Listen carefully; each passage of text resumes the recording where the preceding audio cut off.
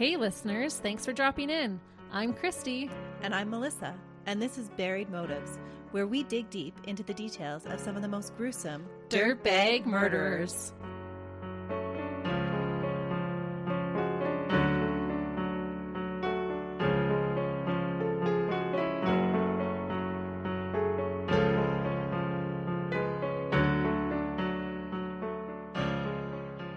Hey listeners, Welcome back to Buried Motives. we're glad you're joining us for another week.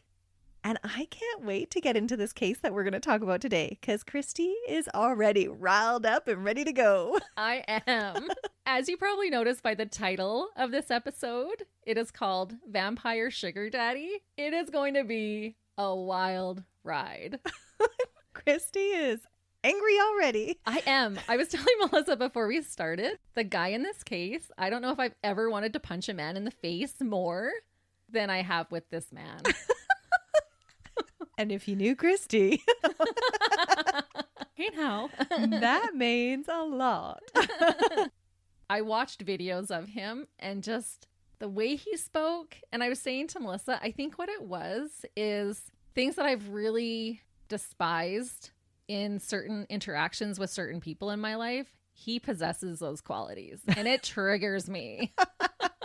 I wasn't lying when I said she's all riled up. I am. Just as I was I haven't told her about the case at all, but I was telling her about this dirtbag and I was just like, oh my goodness, I'm already angry. Her face is getting redder. It is. Oh, he just leaves a bad taste in my mouth. And you guys can tell me if he does for you as well. Now you have to fill us in on who he is. Oh, don't worry. I'm going to get there. But to start with, you all know how intrigued I always am when it comes to couple serial killers. You're doing a couple killing? I am doing a couple. The killer duo that I'm going to be discussing are not serial killers, but I think only because they were caught before they could kill anybody else. Oh, that is a good thing. They are just so dangerous. However, I didn't necessarily choose today's case because the dirtbags are a couple. I chose it because the proceedings after the murder are what you might describe as bizarre. And the narcissism of one of the killers is what I believe contributed to their arrest. The dude just couldn't keep his mouth shut and misunderstood the saying, quit while you're ahead. So do you think that they would have gotten away with it had he not spoken up? They could have. Oh, interesting. And I have to know, I'm just so curious, how does a vampire fit into all this? I know, it's so ridiculous, actually. Oh, like I said, I don't like this guy. And the whole time I'm just like rolling my eyes. I don't get this guy. Does he actually try to drink blood? I'm not going to tell you everything right away. Okay, sorry. No, I wouldn't even say he's a real vampire. Okay. Any people who proclaim to be actual vampires out there would be like, no, we disown you. You're not part of our tribe. Friends off. Yep. But some guys just always have to be right and prove that they are better than everyone else, even if it hurts them in the end. And I honestly did lose track at how many times I literally did roll my eyes while researching this case. He has a couple of videos where he's speaking and I watched them multiple times. And every time it just made me more angry. It's so interesting that there are those personalities out there that even to hear them speak is just grating. Oh, it is. Especially after you've heard the case, it'll make you even more angry at him. Oh, I'm just being totally entertained by how much you're riled up. I am so riled up. Maybe it's the sugar we've been eating, but I feel like I have this like pent up energy in me right now. That's what a whole box of Nanaimo bars will do to you. Yes. I asked Melissa when she got here, I'm like, will you eat Nanaimo bars with me? And she's like, yes, I will. Yep, I'm your ride or die friend. She really is. But if any of our American listeners have never tried Nanaimo squares, if you have the chance, you need to one day. They're delicious. Oh, so good. Anyway, back to the case. We digress. Yeah, we digress. Today, we're going to start with our victim. Usually I start with our murderer, but today I felt like we should start with our victim. The beautiful Sydney Loofe, and I thought what an iconic 90s name, Sydney, was born in Nebraska in 1993. She loved animals and the outdoors. She enjoyed playing basketball, golfing, and fishing. As a teenager, Sydney was diagnosed with scoliosis, which is when the back or spine develops a curvature. This made playing sports more difficult for her. Sydney was extremely kind and loving, and as a result, had a lot of friends. She attended the Lutheran church growing up. She had a brother and a sister and came from a loving family. She sounds super sweet. Yes, and she was gorgeous to boot. Sydney was a responsible young adult. She graduated from Neely Oakdale High School in 2011. By the time she was 24, she rented her own place in northeast Lincoln, Nebraska. She worked at a local hardware store named Menards and had a cat named Mimsy. As a single woman at the age of 24, in 2017, Sydney looked for love the same way most people still do today, with the use of dating apps. I don't know why people still use them because there's so many horror stories associated with them. I know. I'm glad I was married by the time dating apps became a popular thing. Me too. But it's hard for people to just meet someone organically anymore. It's true. Yeah, I know a lot of success stories with dating apps as well. That's right. Again, that's our bias of where we're doing our research. That's true. Sydney matched on Tinder with an attractive 23-year-old woman named Aubrey. They started talking on November 11th, and the two of them sent over 140 messages back and forth between them before agreeing to meet in person. So it wasn't like a rush thing. Well, it was like 3 days before they met. Oh, so it was a rush thing. Yeah. Never mind. But they had conversed a lot in those 3 days before meeting. They were Twitter baited. Yep. Tinder pated. Oh, that's a new one. Yeah. Good job, Christy. On November 14th, 2017, Aubrey picked up Sydney for their first date. Before they met, Sydney asked Aubrey 2 times if it was just going to be the two of them, to which Aubrey answered yes. And the first date went great. They drove around, smoked a little bit of the devil's lettuce, and hung out in Aubrey's rented basement suite at 621 West 7th in Wilbur, Saline County, Nebraska for a while. The devil's lettuce. I thought that was more interesting than saying weed. I love it. When Aubrey dropped Sydney off from their date, the two made plans to see each other again the next night after Sydney got off from work. Sydney went to work at Menards the next day, on November 15th, likely excited for her date later that evening. Before Sydney left for her date, she posted a Snapchat picture of herself smiling that was captioned, quote, "Ready for my date." Sadly, that would be the last time any of her loved ones would ever hear from her. Oh no. The morning after the date, Sydney didn't show up for her shift at the hardware store. She always showed up for her shifts, so this caused her fellow employees concern. Yeah, because she's a super responsible person. She is. Sydney's mother lived in Neely and had texted Sydney when she was out on her date, but Sydney hadn't texted her back. Sydney continued to not respond to anyone's texts or phone calls, and this was very unusual for Sydney. She typically replied to people right away.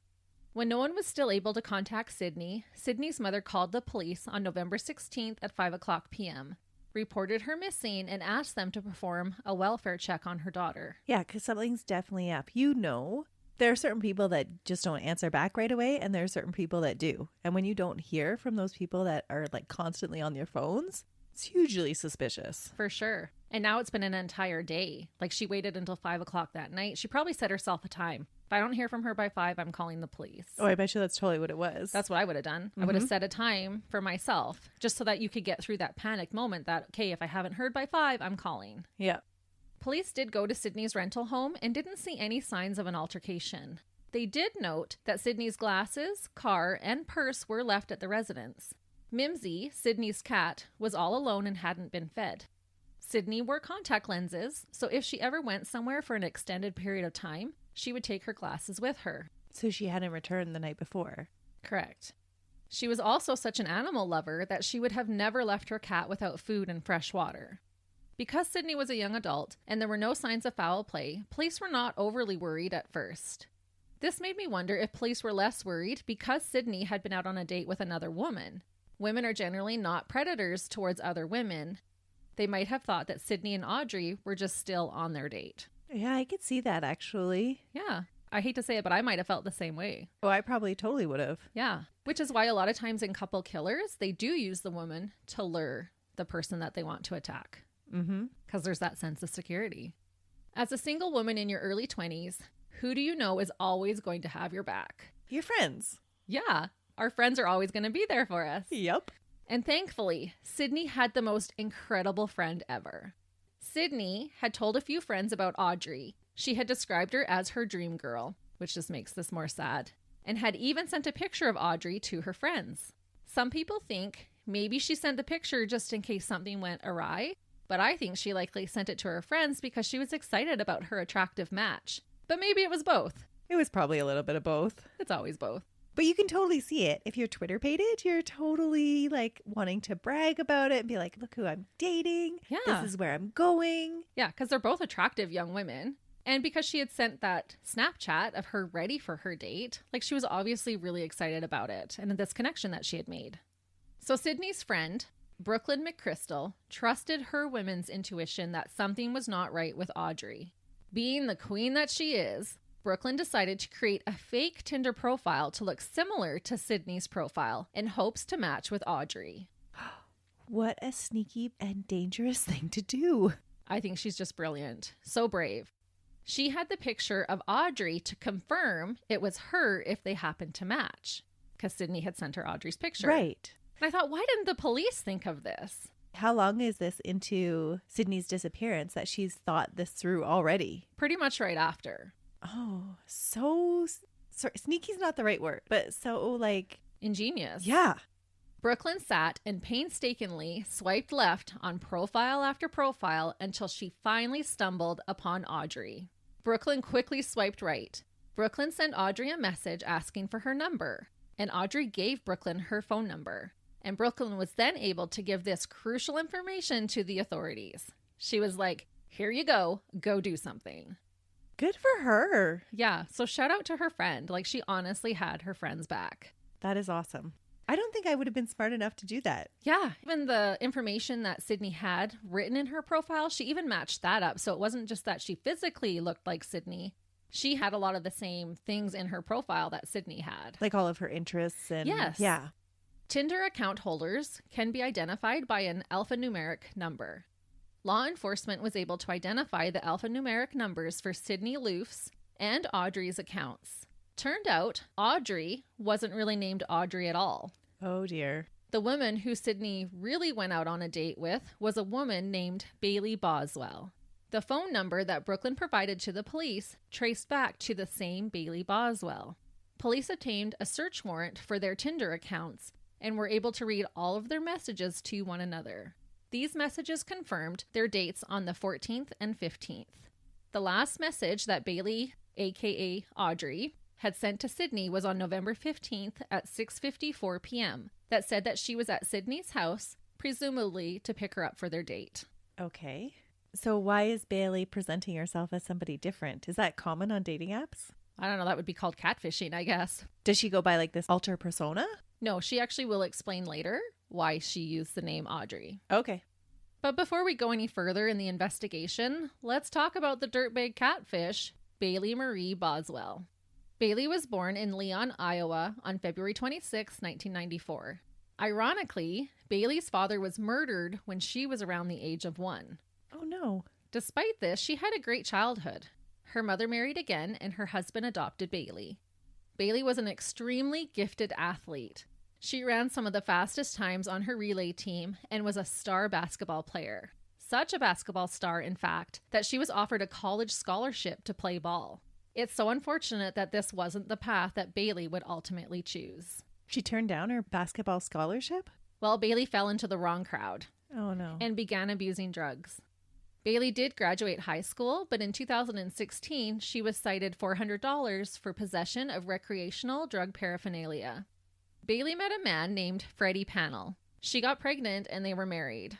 Their relationship was described by Bailey's mother as physically, emotionally, and sexually abusive. Oh no. Freddie allegedly had even beat Bailey while she was pregnant with their daughter and kicked her in the face. That's just what you were telling us the other week about. Yeah, intimate partner violence when you're pregnant. Mm-hmm. Freddie had a drug addiction, and ultimately their daughter was taken away from them and placed into custody. To add to her trauma, there were allegations that Bailey had also been raped by a college boy. Bailey allegedly tried to clean her life up and get back on track after her daughter was apprehended. That was until she decided it would be easier to find a sugar daddy and met a man more than twice her age named Aubrey Trail. He was 51 at the time that this case takes place. Okay, so Aubrey and Audrey? Yes. Okay. I'll try to keep it straight. Yeah. You are testing me. This was testing myself. So, yes, now we're talking about Aubrey, not Audrey. Okay. Audrey was the alias that Bailey used. Yeah. Aubrey is this man that she's now in a relationship with as her sugar daddy. And that's the guy you hate. Yes, Okay. very much so. You have strong dislike feelings for him. I do. He gives men a bad rap, honestly. Makes me want to puke in my mouth. She's getting riled up again. I am. But I'm going to tell you about Aubrey, and I'll try to keep my emotions in check. Aubrey Clifton Trail was born on September 7th, 1966, and had a very different childhood than Bailey had. Aubrey was abused starting at a young age by his parents. When he turned 2 years old, his grandfather had enough and took him out of the house to care for him by himself. His grandfather. His grandfather, when he was Ooh. only 2 years old, said, "I'm taking this child out of here." Stand-up move by granddad. Mm-hmm. I'm unsure of the reason why, but eventually Aubrey was returned to his mother and his stepfather. And I wonder if maybe his grandfather grew too old to take care of a toddler or had passed away. Okay. Aubrey's stepfather continued the trend to abuse Aubrey. There are not a lot of specific details about the abuse, just that it did happen. Aubrey ended up in the foster care system and moved from home to home. He lived in poverty most of the time, and as he aged, he started to be sent to juvenile facilities. When Aubrey was a teenager, he was sent to prison for armed robbery. As an adult, Aubrey became a con man, using the ploy of an antique business to swindle money out of people wherever he could. So the con man is now going to set up a catfishing scheme through dating sites? Not quite. Oh, okay.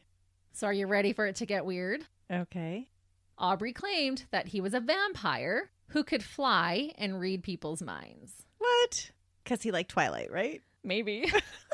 He liked girls who were the age to enjoy Twilight, that's for sure. Oh, dear. As you would if you were a mind-reading flying vampire, he started his own sex cult. Oh, no. Mm-hmm. How many details do you have about this mind-reading flying sex cult? I know. I'm sorry, you guys. I won't go into a whole lot of detail on it, but that is what he created. He called himself a vampire sugar daddy, and he would provide young women money to be in his cult. He called these women his witches. Okay. He allegedly had 12 witches in his coven. What? Yes. So he was supporting them and they were doing what for him? They were a member of his sex cult. So there's a lot of sex happening. Just with him? And orgies together. Okay. I don't believe any other men were involved. No, gotta be the rule of your own coven. Yeah, he's the head vampire and they're his witches. Yeah, you don't share. Nope. Police later found a list that Aubrey had made of these women and what their special powers would be. Things like healer or fire. I'm sorry, I shouldn't laugh. Okay. I know. I told you how many times I rolled my eyes while I was researching this case. What would your special power be, Christy? Fire, of Fire. course. Yeah, of course I'd be fire. My zodiac sign is a fire sign. I've got the red hair. And even my Chinese zodiac sign is the dragon, which breathes fire. So I guess I've got the fire in me, and that is definitely what my magical power would be. You're getting all fired up. I am. How about you? I'd have to be the healer. Yeah, you would be the healer. Hey, healer and fire are the ones that I chose to put in there. So you can heal all the destruction I make with my fire. Right. I'll calm people down. Yeah, we're a yin and yang. We work good together. Aubrey would help pay for their rent, car payments, college fees, and give them around $200 a week for allowances. The women in return would allegedly have sex with Aubrey and participate in orgies that would sometimes involve choking. Oh, no. He funded his sex cult with the cons he was pulling through his shop.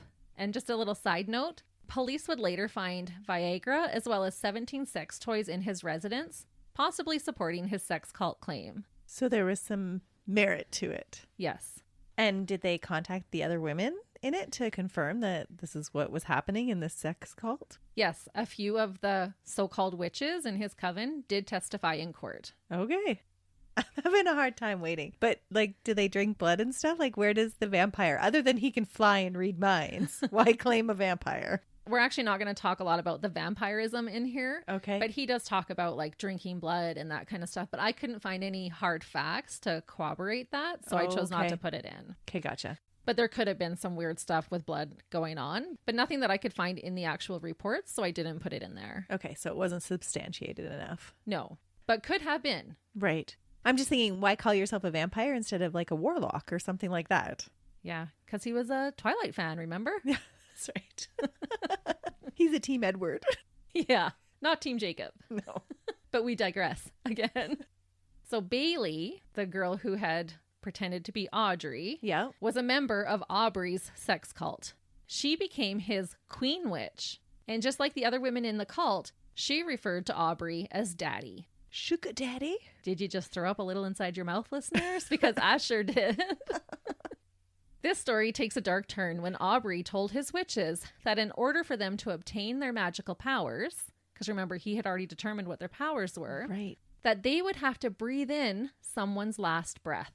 He had claimed that he had already killed many people, which I don't think was true. He just had to always be bigger and badder than everyone else. They called this guy daddy and they're having sex with him? Yeah.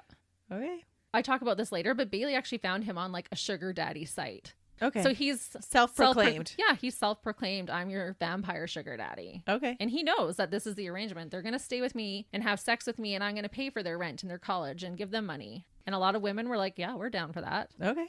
Not that all of the women believed that they were witches and he was a vampire, but like, oh, this was a good deal for them, is what they were thinking at the time. It got them through college. Yeah. Without debt.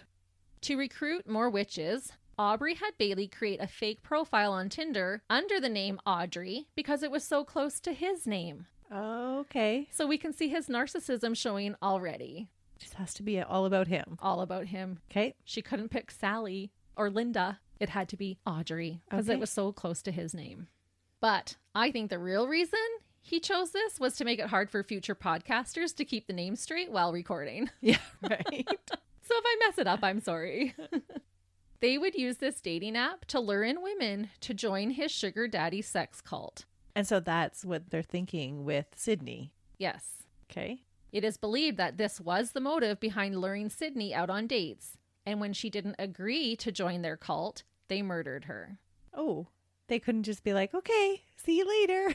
I guess not. Once you know about the cult, it's like what happens in the cult stays in the cult and It's they like- let it slip. It's like Fight Club. Yeah. You don't talk about Fight Club. But I think at the time when she turned them down, it was also an opportunity for Bailey to gain her magical powers. But were they actually doing anything illegal in the club? Bailey and Aubrey were running this big, huge scheme. The catfishing. The catfishing, but also the con artist stuff through the antique shop. Right. But as far as like illegal activity, other than like doing the drugs and that kind of stuff, I'm not certain that there was any other laws that they were breaking. But up until this time, all the other witches were in the coven consensually. Yes. Okay. Within days of Sydney being missing, police were able to pin down where Sydney's cell phone last pinged. It was at 8:31 p.m. near the duplex where Bailey and Aubrey lived together in Wilbur. This was the last activity recorded on her phone. Police went to their home and knocked on the door, but no one answered. They used the landlord's key to perform a welfare check. At this point, they wouldn't have known if Bailey was also a victim. Right. As Audrey. Right. So both girls are missing at this point. Could have been. It was grounds enough for them to be able to do a welfare check. Right. The only things that seemed suspicious was the grossly overwhelming smell of bleach and the fact that their air conditioner was running despite it being November and colder weather. The next day, the police went back with a warrant. The basement suite still reeked of bleach, and it appeared as though everything had been scrubbed down, including the walls.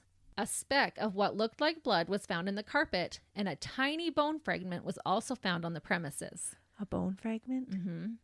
Unfortunately, the bone fragment was too small to be tested, and no DNA was able to be retrieved from the blood sample. Because they were so small. Yeah, and they had cleaned everything with bleach. It was too damaged, it was too small. They could tell that it was blood, but they couldn't test for DNA. That's interesting for first-timers to be so thorough. That is true. And without being pre-planned. I think it was pre-planned that if she wasn't going to join the coven, this is what we were going to do. Okay. So technically, to me, that is premeditation. Yeah, absolutely. And as you'll find out, there is evidence that they were prepared for this. Okay. Yeah, because that's a big cleanup to do if you weren't expecting already to do that. Yeah, no, they were definitely expecting. I think it was like a bonus if she wanted to join their cult. But if not, it wasn't a big deal because then she could be their first victim. Okay. The bleach smell was so pungent that the owner of the duplex complained that a member of his family had vomited from the strong smell and even developed hives. What? Mm-hmm. It was that strong. They must have had an adverse reaction to it. Yeah. On November 28th, Aubrey and Bailey were announced as persons of interest in the missing persons case of Sydney Loofe. Police had not located the couple. This is when Aubrey's narcissistic ways would get the better of him. He's not going to make a statement, is he? Yeah, he is. What? Instead of just like taking off and fleeing, no, he is so offended about what people are saying about him, and he feels like he has to clear his name. So the police don't have any idea where he is. No. And he speaks up. Yeah, all that they have announced is that they are persons of interest in the missing case of Sydney Loofe, because they don't even know that she's dead yet. Right. And so they've put their pictures out on the news saying they are persons of interest. We're trying to locate them. Yeah, because we need to get some information from them. Yes. And he could not handle the negative publicity that he was receiving.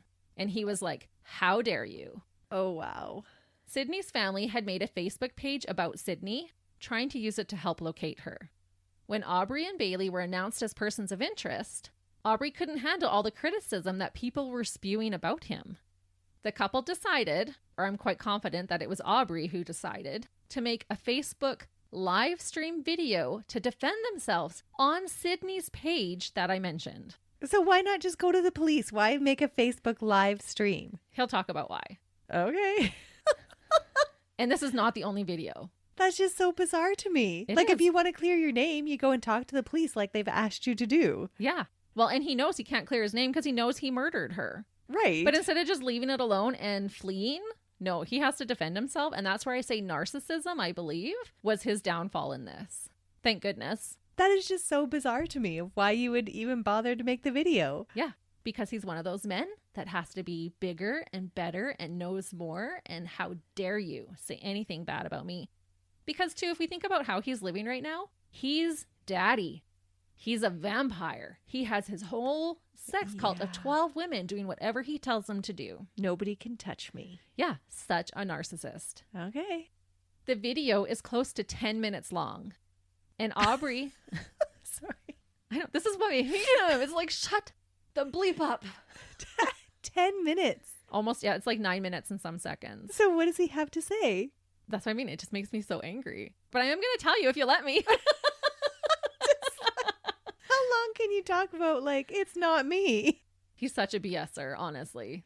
Does he present an alibi then? Like, is that what he's talking No. for 10 minutes on? No, but I can tell you if you'd like me to. Okay. So like I said, the video is close to 10 minutes long, and Aubrey acts like they are such victims. It's Of course. all woe is me, yes.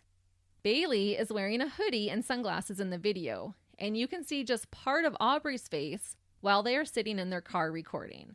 So you can mostly see Bailey's face, and then Aubrey just kind of off to the side. And I'm just going to paraphrase here because I'm not going to read a whole 10-minute long video for you, but he says that the police are crucifying them in the media.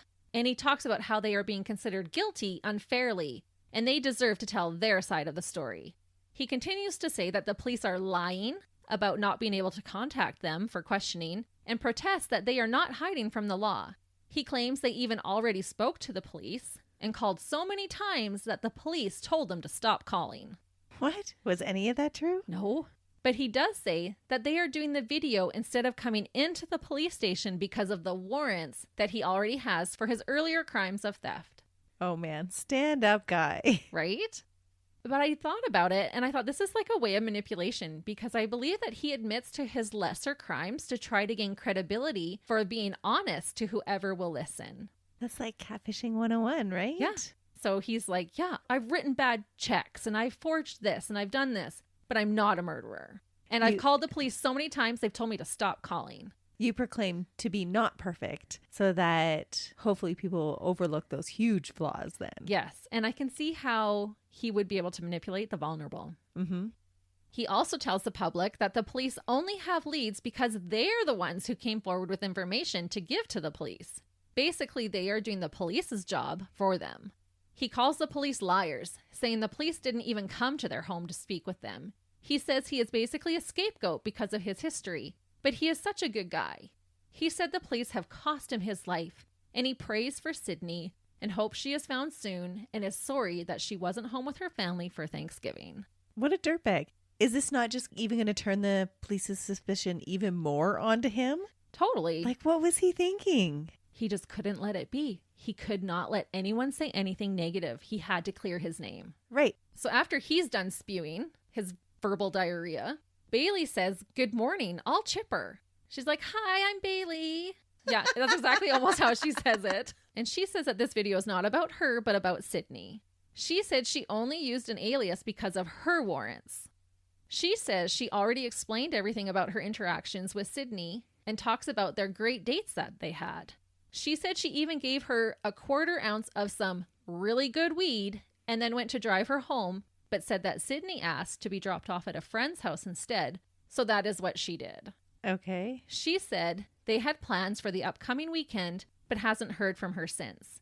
She also tells the family that she is sorry. She says she didn't have anything to do with her going missing, and then talks about what a sweet, amazing girl Sydney is. So she's a total dirtbag too. Yep. Because later, too, they tried to victim blame Sydney, saying that this friend that they were dropping her off at was actually Sydney's drug dealer. Oh, yeah. That is awful. I know. You can see why he irritates the heck out of me. Aubrey finishes off the video by saying, "F you" to the police departments who have been harassing him. They're crucifying me. Oh, poor Aubrey. Yeah. Do you need a lollipop and a pat on the back? No, he needs a bucket of blood and a new witch. Ugh. But like I said, because once wasn't annoyingly enough, Aubrey makes a second video. That is just so funny to me. It's got to be dumbest dirtbags. Totally. He just could not leave well enough alone. Well, thankfully, though, because at least he gets caught then. Yeah, it's his ego that gets him caught. So after he puts up this video, you can imagine people are going wild and saying even more things about him. So then he's got to have a rebuttal then. Yes, because he's being crucified and this is unfair and the police are purposely ruining his life. Oh, no. I know. So in the second video, this time is over 10 minutes long for him to rebuttal what the police are saying about him. He spits out so-called facts about how many times they have spoken to the police and tells the police that if they're going to talk about him, at least get the facts straight. So he's totally being condescending about the police. Listeners, are you guys rolling your eyes yet? Because you should be. He is responding to online comments people have made. He obviously took it personally and makes fun of the outrageous claims that the police were making. He's like, yeah, supposedly we killed this girl and supposedly we did this. But have the police said that at all? Really, they've just said he's a person of interest. Exactly. So yeah, he is totally shooting himself in the foot. So again, he obviously took it personally and makes fun of the outrageous claims that the police were making. He complains that their first video was removed and protests that they should be able to tell their side of things. He totally attempts to gaslight everyone watching by making it sound like everyone else is lying and can't do their jobs properly. He ends with saying he's never killed anyone in his life and tells people to basically look at how ridiculous the police are. Except I'm sure this has the same effect as the first video and everybody's looking at him and how ridiculous he is. Yes. But this time he's trying to spew out facts. Like, we went in on this date at this time and this is my attorney. And he actually even spells out the last name of his attorney and is like, I am not hiding. Here is my information. If you want to contact me, you contact my attorney. It's just you guys not doing your job. Blah, blah, blah, blah, blah. So what are the comments on this video? They've been removed. So I don't know. Dang. I wasn't able to look at the comments. Because you would get those police haters that would be totally all over this, right? Oh, yeah. Yeah. But I think most were negatively towards him because we have to remember, they're looking for this beautiful young woman. Yes. His ego would not allow him to shut his mouth, and he is so incredibly condescending. It's honestly infuriating. Knowing what he had already done at this point, he makes me sick. I'd read the entire video's transcripts, but then you'd want to punch him too. But if you happen to be going to a boxing class today, go watch both of those videos, especially the second one, and you'll crush your class. Motivation for kickboxing. That is right. On November 30th, police finally catch up with the dual dirtbags and arrest them at a motel in Branson, Missouri. They didn't have enough evidence to arrest them for the murder, so they arrested them with pre-existing fraud charges and were able to detain them on federal material witness warrants. Bailey and Aubrey were found with maps, sleeping bags, and hiking shoes. They had been planning to flee to Mexico. That's not suspicious at all. And if he would have just gone to Mexico right away and not worried about what was being said online about him, they probably would have made it to Mexico and been on their merry way. So thankfully they didn't. That's a scary thought. They also found an iPhone 7 that belonged to Bailey. She happily gave police permission to search it, only for them to discover that it had been reset to factory settings on November 17th, 2 days after the second date. And again, super suspicious. Yep, because who does that? Yeah. No one. Police were able to collect video surveillance of Aubrey and Bailey just prior to Sydney's disappearance, and you can watch these online as well.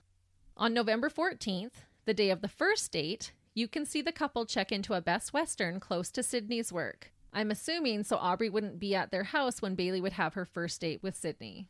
The next day, November 15th, the day of the second date, you can see footage of the couple going into the Aardvark Antique Mall and purchase a folding saw, a weeder, and food grinders. What? It gets worse. No. Next, and this one will really blow your mind, there is footage of Aubrey entering Menards, the store that Sydney worked at. Bailey couldn't come in because Sydney would have recognized her. As Aubrey walks in, Sydney is walking out.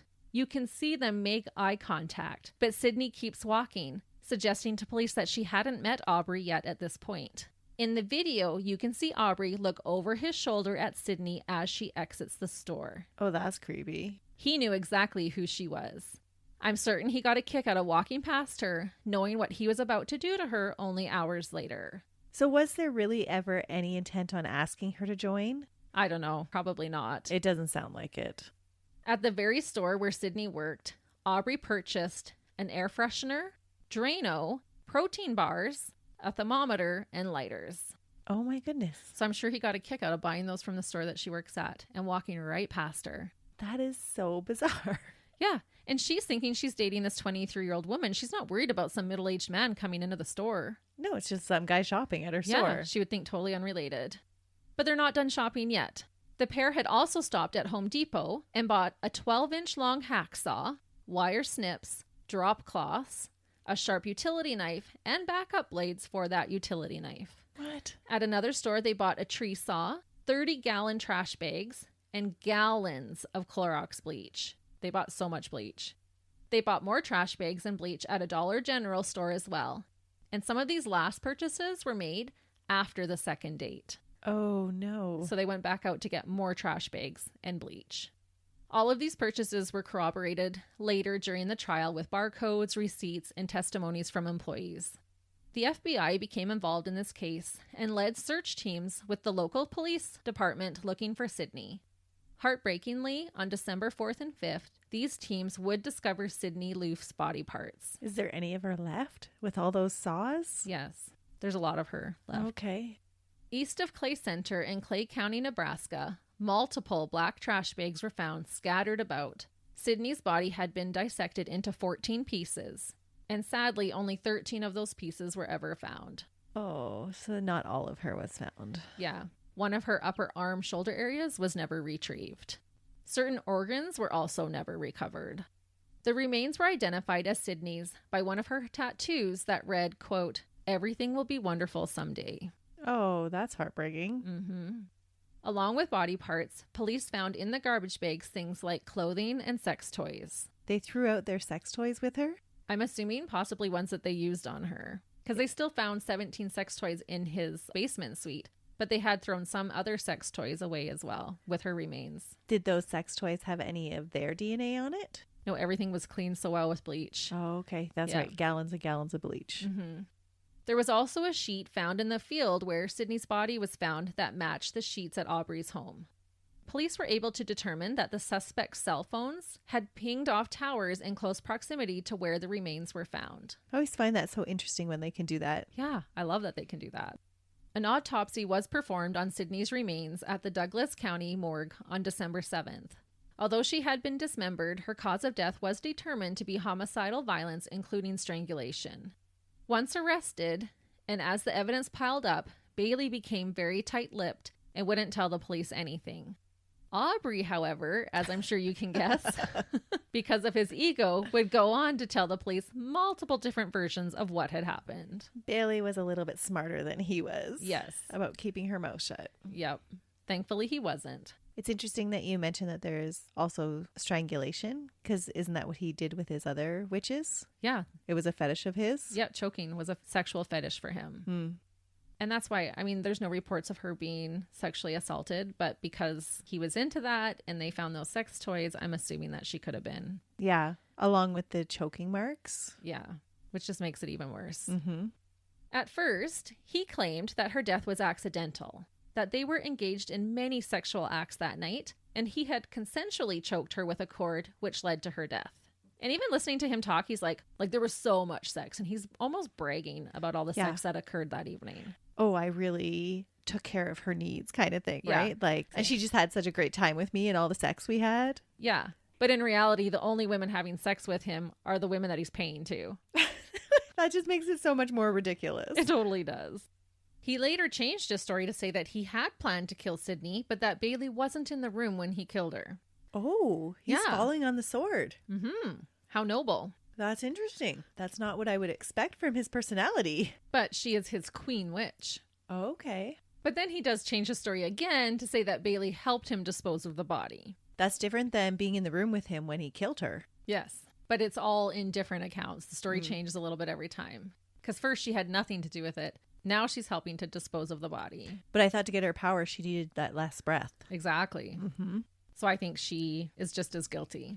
And I would assume, because they believed all this so much, that she probably did try to breathe in her last breath. That's a gross thought. One of his versions of events even stated that he was paid to make sexual kink films and that he had paid Sydney to act in one of the films, and she knew that choking could lead to death. Oh, so it was an occupational hazard? Mm-hmm. Oh, Yeah, she was nice. aware of the risk, but I paid her good money and she agreed to be in this film. So where's the film? Yeah, exactly. There was no film. And I think that the video footage of them purchasing all those items to kill and dismember Sydney together is evidence enough that the couple planned and carried out this horrific murder together, and it was no accident. No, not at all. And the videos of them shopping is sickening, as they look totally calm, like a couple who goes out on a random Wednesday evening to grab milk and bread. They just come up to the till, they're putting their stuff on the conveyor belt, just not a care in the world. Total dirtbags. Mm-hmm. One of the good things about his ramblings is that it led authorities to Sydney's cell phone, her driver's license, and credit card at a local cemetery. On June 11th, 2018, Bailey and Aubrey were both charged with first-degree murder and improper disposal of human remains. The next day, they made their first court appearances. Both pled not guilty, and in the coming months, the prosecution declared that they would be seeking capital punishment for both defendants, and added conspiracy to commit murder charges to both of their charges. Yeah, because they did so much planning. Mm-hmm. In June of the following year, 2019, Aubrey pled guilty to only one of these charges, improper disposal of human remains. At the end of that same month, Aubrey did something during his trial that left the courtroom stunned. And you can see this on YouTube as well. During the second week of his trial, Aubrey was wheeled into court in a wheelchair. I believe he was having heart issues in prison, so they had him in a wheelchair at this point. Once he was situated, in a loud, boisterous voice, Aubrey yells out, "Bailey is innocent, and I curse you all." What? Then he proceeds to pull out a piece of razor blade and slashes the side of his own throat 3 times before collapsing into his chair. What? Yeah, it is wild to watch. You don't actually get to see him slicing his throat. You can hear him yelling, and you can see some people are running away from the commotion and others are running towards him. And you hear the judge yell at the camera person to stop recording. She's like, "Stop recording, stop recording." So he tried to commit suicide. Yeah, and they were good slashes. But isn't that the wildest thing you've ever heard? Yeah. And why wasn't he handcuffed? Exactly. Like, I mean, if you're handcuffed, I guess you can still get your hands up to your neck. But where did he get the razor from? And I should note that some reports say it wasn't a razor, that it was a sharp piece of metal, and others say it was part of a pen. Okay. So the exact thing, I'm not 100% sure, but most of them said it was a small piece of razor that he had gotten. But that could have been a small piece of metal or something. Right. And so he tries to commit suicide, but he wants to save Bailey. Does he really love Bailey? I don't know, maybe. Mm. And he puts a curse on everybody, Yes, right? that's the best part. And I curse you all. I didn't know vampires could curse. Again, he should have been a warlock, not a vampire. He got it wrong. But I guarantee if you tell him he got it wrong, he'll post a 10-minute video explaining to you why he's right. Aubrey was pale and unresponsive and had to be rushed to the hospital. He was stitched up and survived his wounds, but missed out on part of his trial. And you can see the slashes later during his trial, and they were large. He meant business. It was like the whole side of his neck. And 3 just like... Before he passed out. Yeah. That would take a lot of nerve. Yeah. To do it even 3 times? Yeah. Ugh. He totally meant business. He did. Court had to pause while the blood was cleaned up, and the jury was told to disregard Aubrey's outburst. I was like, how is that possible? I always get a kick out of when the judge says, just disregard that. We saw it. There's no way that you could not take that into account later on. I've always felt that way when you hear about trials and they're like, disregard that statement. No, I'm sorry. That's in my brain. That lives here rent free now. Yeah. Anyone who was snoozing bored in the back had some life injected into them when all of this chaos would have happened. And when Aubrey returned to court, he was placed in handcuffs. Oh, so he really wasn't in handcuffs No, he the wasn't. first time. No. They probably totally underestimated him because of his age. And because he was like playing this frail person. But he's not a frail person, and he really wasn't that old. No. But he was like totally, I'm just a con man. Well, that's what I mean. He was being a con man, playing it up. Oh, I have this heart condition. I need to be in the wheelchair. You wouldn't put somebody in a wheelchair in handcuffs. Yeah. Right? That's a good point. Yeah. If he was being wheeled in a metal wheelchair, he could go through the metal detectors. Yes. And have something hidden on him. Yep. That's true. Good thought. Total con man. Total dirtbag. Mm-hmm. See, again, let's roll our eyes together, listeners. The entire trial for Aubrey was a bumpy ride. The defense brought in Aubrey's childhood abuse to try and explain his actions. They also tried to tarnish Sydney's reputation, saying she was troubled and depressed and used cocaine. They also tried to convince the jury that memes found on her phone depicting choking and rough sex proved that she sought out these types of fantasies. I just always hate when they do this because, okay, let's just say all of those things were true. It doesn't make it any more acceptable to murder her. I know. Right? And I wrote in here, all I have to say to them is, for shame. Yeah. Like, shame on you guys. Defend all you want, but never victim blame. That is not okay. And I believe that she was struggling with depression and certain things like that, but that has nothing to do with her being viciously murdered and dismembered. No, not at all. And even if she did enjoy the devil's lettuce once in a while, her prerogative. Or like to be choked. Like, again, it doesn't change the fact that they viciously murdered her. Right. So it always rubs me the wrong way when defense takes that route. I understand when they try to discredit a witness, but discrediting the victim? When she's not there to defend herself? Yeah. That's a dirtbag move in my opinion. Mm-hmm. Bailey's attorney also tried to use the abuse that she had endured as a defense and suggested that she was forced to comply in the murder after being emotionally manipulated by a man double her age. That might be believable. Maybe. All of this was mostly in attempts to avoid the death penalty. However, testimony came out that Sydney was not the first young woman that Aubrey and Bailey had targeted. Allegedly, they had picked out 2 other women previously to carry out their plans to murder on. But they had joined the coven instead? No, things just didn't work out for them to murder them. And this is by testimony of the women that were in their cult. So the other women knew about it too? Knew that they were planning a murder. I don't know that any of them were there that night. But they knew that they were planning and didn't go to the police and be like, hey, these guys are planning on killing somebody. No. And I know one of the women says that she just thought they were kind of delusional. Like, she just went along with it to use Aubrey for his money. And she didn't believe that he was really a vampire, that he was really going to do these things. She thought it was all just blowing smoke. Yeah, and I guess if you have somebody telling you that, hey, I'm a vampire and I can fly and I can read your mind, that him telling you, hey, he's going to murder somebody is going to come across as being the same baloney. Yeah, exactly. Yeah. One of the other women in the cult testified that the pair were trying to get her to pick out a woman to be the first victim, telling her that she had to feed on steam, which meant breathing her victim's last breath. An idea she said they had gotten from Stephen King's book, Dr. Sleep, which I didn't read, so I'm not 100% sure if that's true.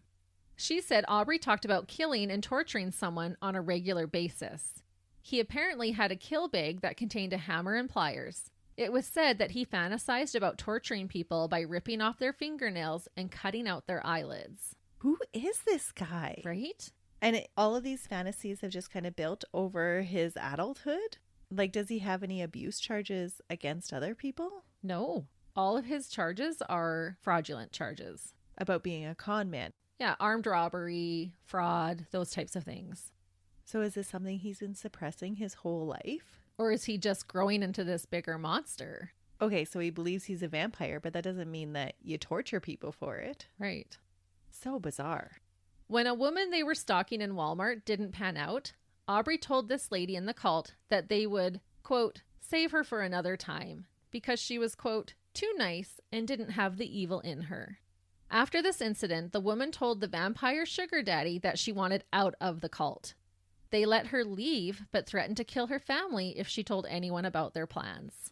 So she didn't come forward. So good for her for getting out. Mm-hmm. And that is a huge fear, right? If somebody's threatening your family, Yeah. you're going to keep your mouth shut. Especially if you're believing that these people are actually going to kill somebody. Right. And it started off where he'd talk about it once in a while, and then he just kind of became obsessed with it, and it was always being brought up and talked about. Mm. A second woman from the cult testified about the money the couple were cheating people out of and told the courts that the women were made to walk around the house naked and call Aubrey daddy. She also testified that the pair talked about murdering someone on a regular basis. This woman didn't believe their talks about obtaining magical powers from killing someone, but believed Aubrey when he talked about making a snuff film and being able to sell it for $1 million. And so all of these other women that were part of the coven, they were saying that it was just him and Bailey that were in on these con games. Correct. None of the rest of them were. Correct. Okay. A third woman from their cult testified similar things, including that they were not only made to call Aubrey daddy, but that they were made to call Bailey mommy as well. Oh, that's weird. She admitted to being with the couple the days following the murder, but was missing large sections of time in her memory and worried that she was made to help dispose of the remains and had just repressed the memories. This was proven to be untrue. The dates did not add up. So why was she missing her memories from those days? I don't know. I don't know if they were drugging her or what. That would be an interesting way to blame somebody else for your crimes, though. You totally could. Just totally drug them and be like, yeah, you did this. Yeah. And they couldn't remember. And so, I'm surprised they didn't. yeah. But Aubrey was too busy making his Facebook videos to worry about that. Sorry. During Aubrey's trial, Todd Lancaster of the Nebraska Commission on Public Advocacy said, quote, looking at the evidence, it's pretty clear that Aubrey Trail killed Sydney Loofe. He continued to explain that Aubrey often dished out violence and threats to control women. During closing statements, Assistant Nebraska Attorney General Mike Ginnon said, quote, Loofe was dismembered and discarded like trash. This was a climax killing. There was an excitement, I will suggest to you. And I agree. I have to say, I think they got off on the planning and execution of their heinous plan to kill someone. Oh, that totally makes sense. Yeah. So I think this was a sexually motivated crime. You're building that anticipation every time they pick out somebody, every time they go to the store shopping for something different. Yeah. Why would you go to so many different stores to shop for something? Probably to not raise suspicion. Because if they had all of those items in one cart, where if you're just getting a couple here and there, people aren't going to be asking questions. After only a few hours, the jury was done deliberating. Aubrey was found guilty of all charges.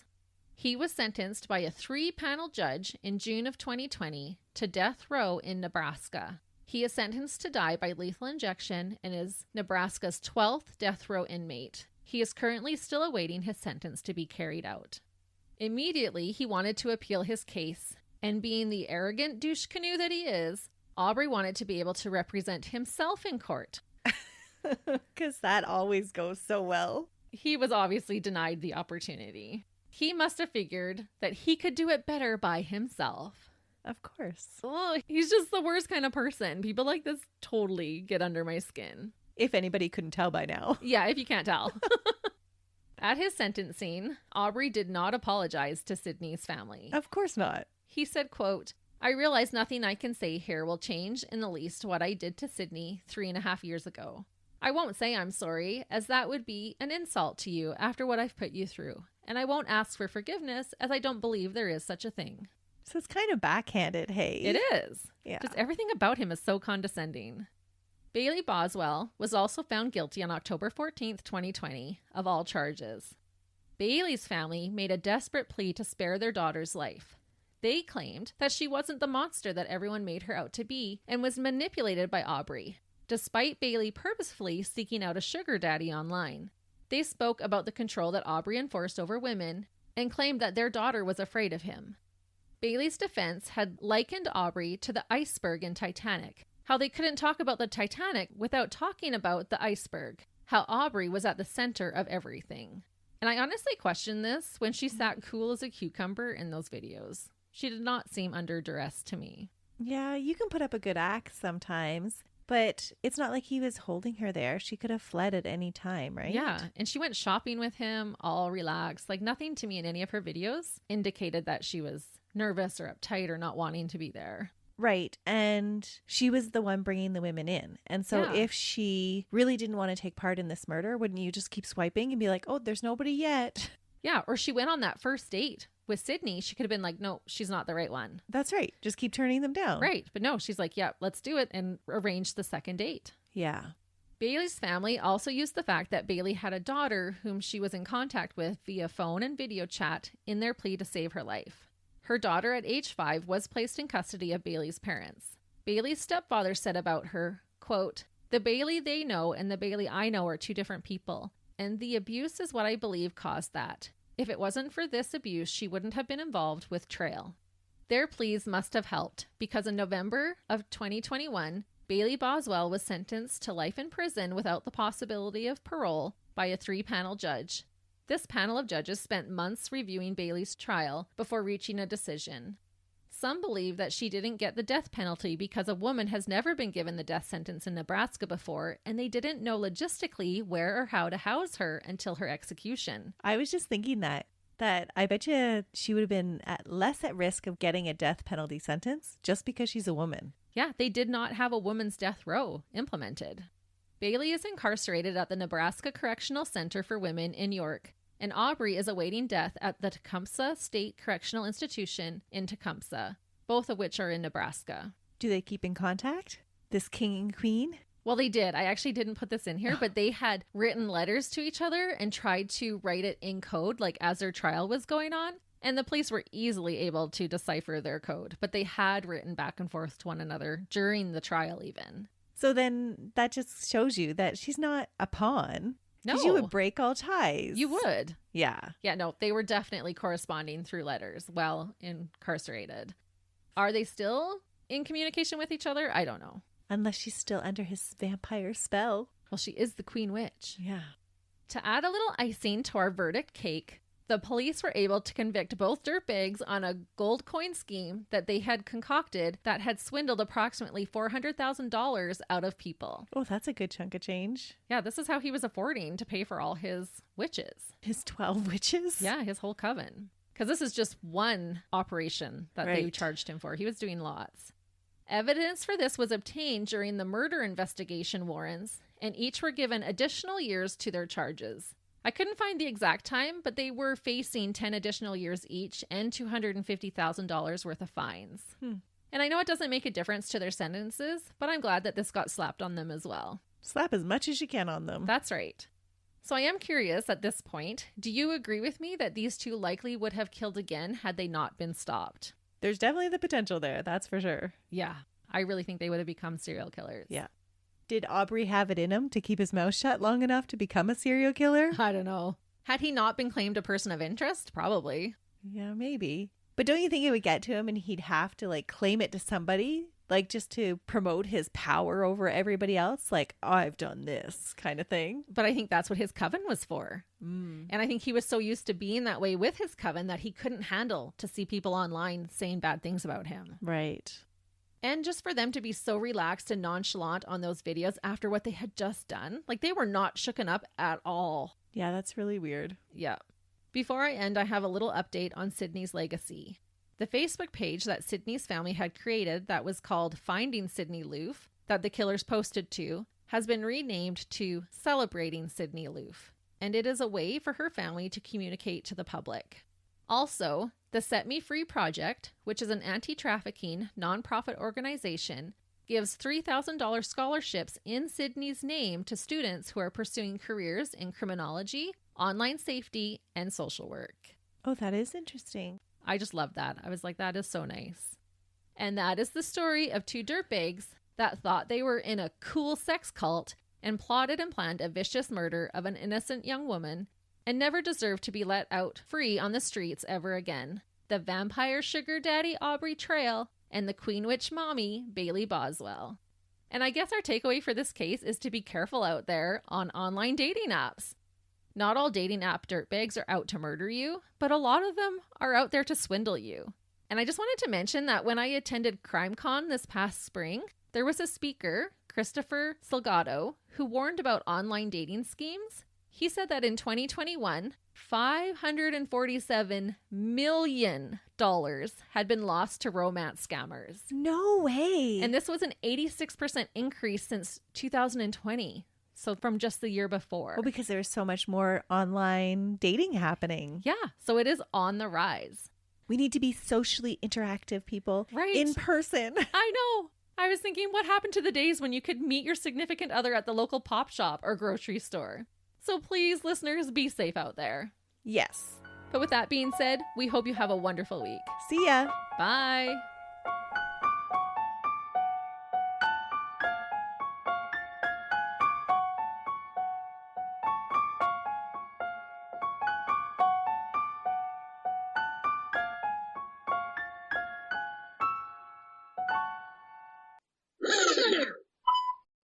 What do you want me to say, Christy? How much you love me. I love you. Woohoo! I want to say men, but I love men. But my cheeks are hurting because we've been laughing so much. Stop smiling, Melissa. That's a good problem to have, I guess. That's what a whole box of Nanaimo bars. Nanaimo? Nanaimo. That's what a whole box of Nanaimo. What kind of Canadian are you? Do or die, friend. Yeah, totally. My ride or die. Yeah, that's right. Do or die. Because I'm all riled and like breathing heavy. Relax, Christy. It's okay. It's between this stupid dirtbag and the sugar. I'm just like wired. Have more sugar, Christy. I know. While we're eating these Nanaimo squares, we were talking about how we both need to get back into working out. No wonder we're hyper. Now Melissa's turning red and all fired up, but for different reasons. I may have embarrassed myself in front of my husband who took me to see that movie. Whoops. Whoopsie daisies. This is why I can't have sugar, because I crash so hard.